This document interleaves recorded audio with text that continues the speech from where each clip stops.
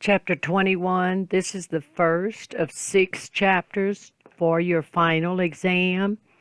Chapter 21 talks about cooperative skills. So basically, you understand the fact that you're trying to teach students how to work together. When you have your students do cooperative skills, they're learning the skills of listening, discussing, thinking as a group, even group decision making, and they might even learn how to sacrifice their own wants for the common good. This chapter also talks about parachute activities and the demand it has on the entire class working together to accomplish their outcome that they want with the parachute. We found that whenever we were doing with certain parachute skills.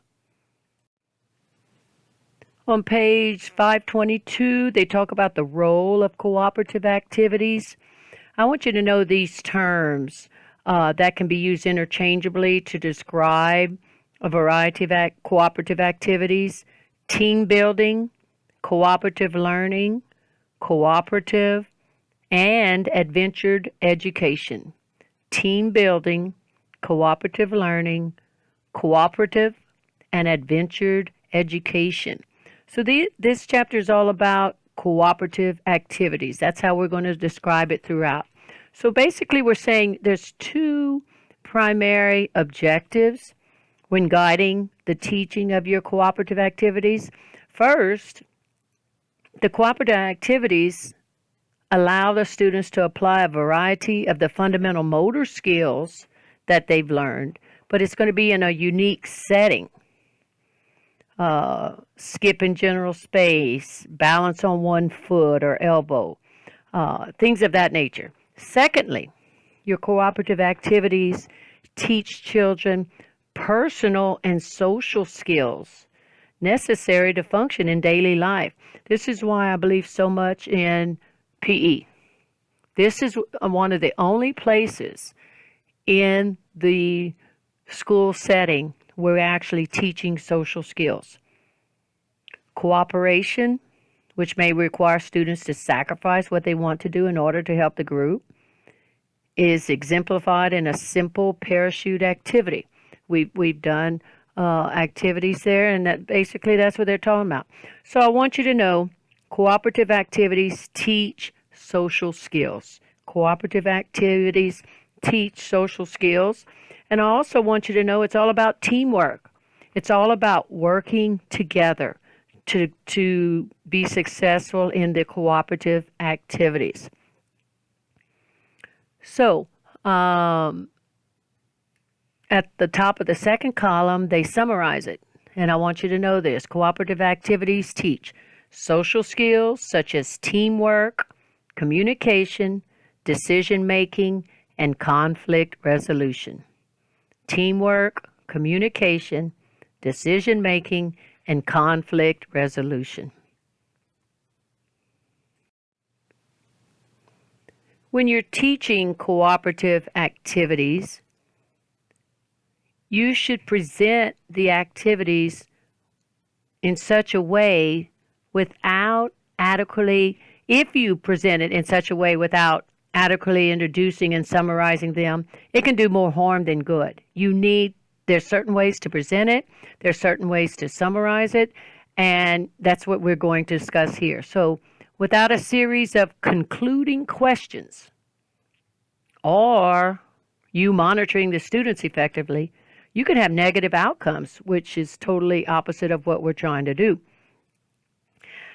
If the students are told the activity requires them to communicate and focusing on listening and talking, they may lose sight of the different roles other students are assuming to help accomplish the goal. So telling the group what they learned after the cooperative activity is done may diminish the whole effectiveness, the whole reason for doing cooperative activities. So you need to be careful with that. Remember, all children are individuals, and they're going to approach the challenges differently. So how can we encourage them to be very effective in their cooperative activities? Here are the steps I want you to know. The first step, to teaching cooperative activities. You have to set the stage. I want you to know your job is to sell the activity by giving the students the following information. You need to know what is the challenge you are going to give those students? What are the rules? What are the consequences for breaking the rules?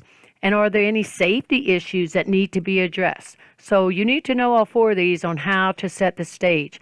You also need to know that during this step, you provide only the information needed to get the group going. So you present it in a form of a description, often in an imaginary story, and no more. No more. That's all you're going to do to present it to set the stage. Step 2 that I want you to know talks about how do you facilitate. So after you set the stage, I want you to know you must step back and let the students work. Many teachers find this difficult because they want to tell the students how to accomplish it. But this is your whole purpose of a cooperative activity. It is best simply to answer questions and monitor the group's safety. I want you to know that. In this step, in the facilitation step, you got to step back, let the students work, and just answer questions and make sure they're safe.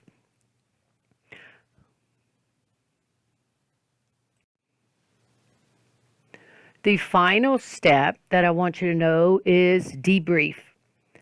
And this may be the most important in effectively implementing your cooperative activity. So I want you to know the debrief step is probably the most important step if you're going to effectively use this cooperative activity to your liking.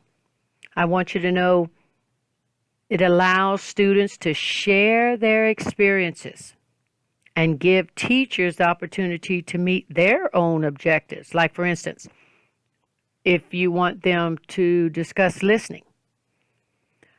Also, I want you to know this is the opportunity to connect what was learned in this cooperative activity to their daily living, which is your sole objective. In order to do this debriefing, you might just have to ask open-ended questions. Did it work? Would you do it that way again? Things of that nature, open-ended questions. So debriefing, the most important step to implement cooperative activities. This step is allowing the students to share their experiences, give teachers the opportunity to meet their own objectives, and allowing the students to connect what they learned in this activity to their daily living. We have group challenges that they talk about on page 523. What I want you to know about group challenges is that they're designed to place students in a unique or unfamiliar situation that's going to require cooperation. And this is another thing that's very important that you need to know is the activities and the rules for group challenges, they're created in such a way that the students cannot complete the task alone. This is what's so important about these group challenges. They must cooperate together. So it's very important that you understand and know that. So the entire class works together on the same task. All the groups work independently on the same task. Teaching through stations. But then they talk about group challenges that are in this chapter are designed for developmental levels 2 and 3. What I want you to know in developmental level 1, the students learn basic cooperative skills like sharing, listening, and individual or partner decision making throughout the curriculum. So developmental level 1, sharing, listening, individual or partner decision making.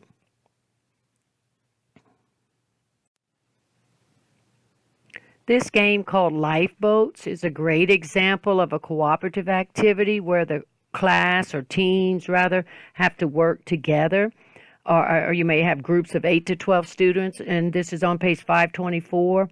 But it's pretty unique in that The teams are trying to get from one side of the gym to the other.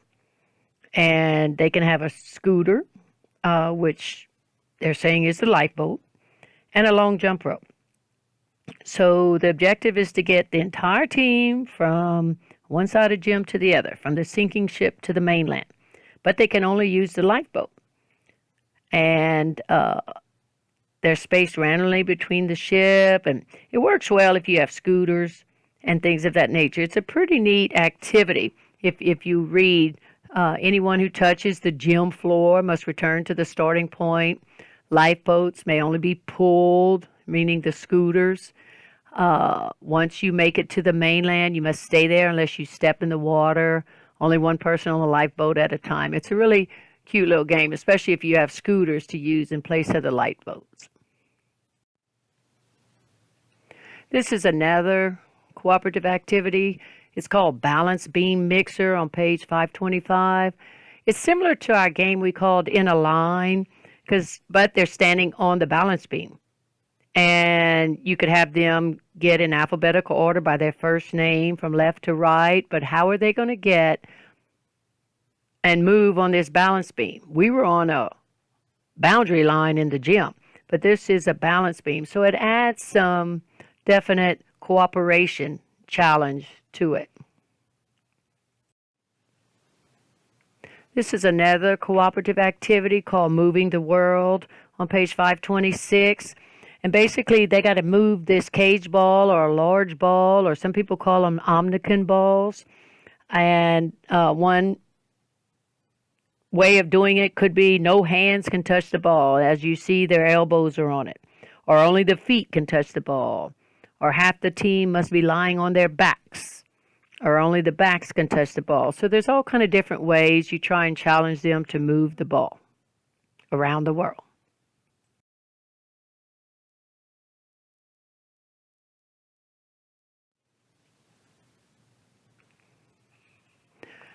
Pretzel is another game that teaches cooperation.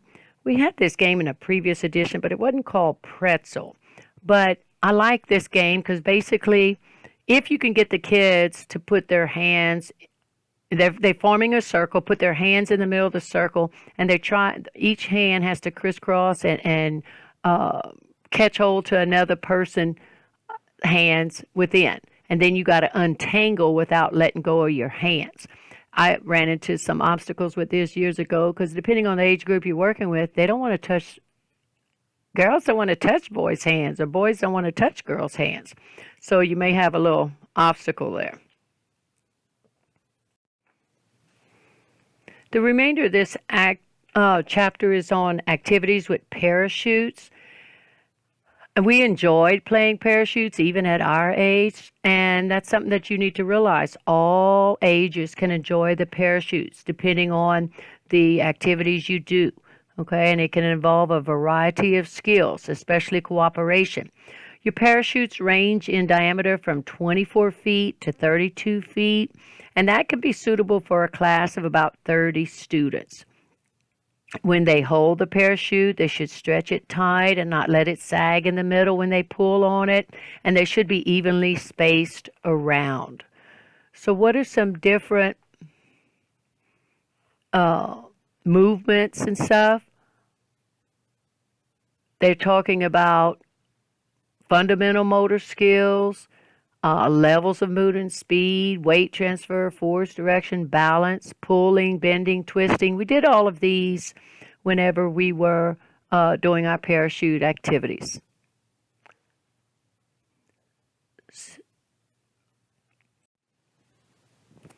So to value parachute play, parachute activities rank really high on the scale of all-time enjoyable PE activities. The kids love to play with parachutes, and you enjoyed playing with parachutes too. Students, I want you to know, learn movement concepts and practice fundamental motor skills in a unique context. So that was on the previous slide, but it's on the values of parachute play paragraph in your book. So I want you to know that they learn some movement concepts when they're on the parachute. And they can practice fundamental motor skills. There's that basketball dribbling and different things for fundamental motor skills. And we talked on the last slide about all the different levels of movement. But I want you to know parachute play is effective in teaching cooperation. So very important to teach cooperation. I used to do the parachutes or volleyball at the beginning or end of the school year when it was so hot. And that way, if the students are outside for PE, there's not too much exertion. It's mostly hand movement and just getting acclimatized to the hot weather in August and May.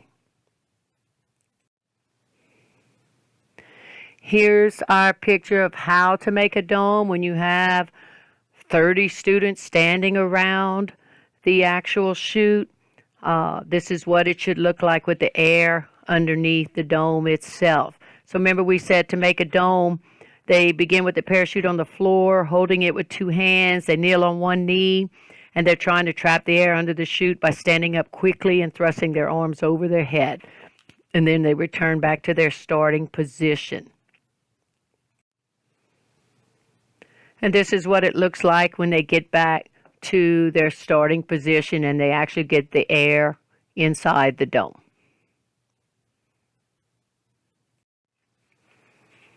If you look closely here, you can see the bean bags flying. This is the popping popcorn or popping parachute play when we did popcorn with a lot of students. You got pretty many bean bags flying. And the last parachute game they have in this chapter on the PowerPoint is tug of war. And as you might imagine, I don't care for this game for the simple reason that they could rip the parachute. We used to play it and my parachute got torn. So I no longer like playing this game. This concludes chapter 21.